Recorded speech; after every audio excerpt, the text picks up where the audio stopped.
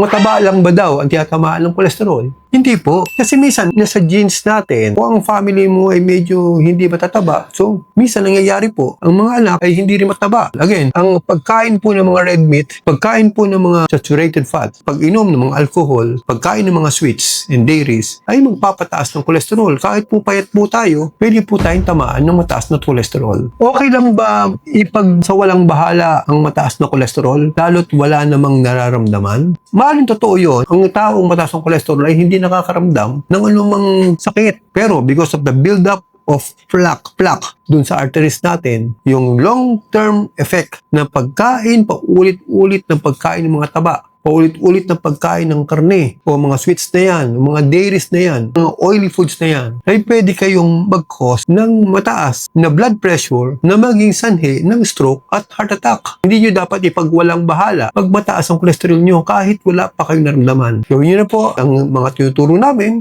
Bawasan nyo lang po yung mga pagkain na pwede magpataas ng cholesterol. Kumiinom kayo ng ating mga products po at exercise po. Malaking bahagi po. Yung tatlong yan, para makapagpababa ng kolesterol natin. Marami na nagpapatunay na tulungan ng Doc Natural. Kaya para maka-order, i-message mo kami. Just click this button. Mahalagang paalala, ang Doc Natural Herbal Food Supplement Drops ay hindi gamot at hindi dapat gamiting panggamot sa anumang uri ng sakit.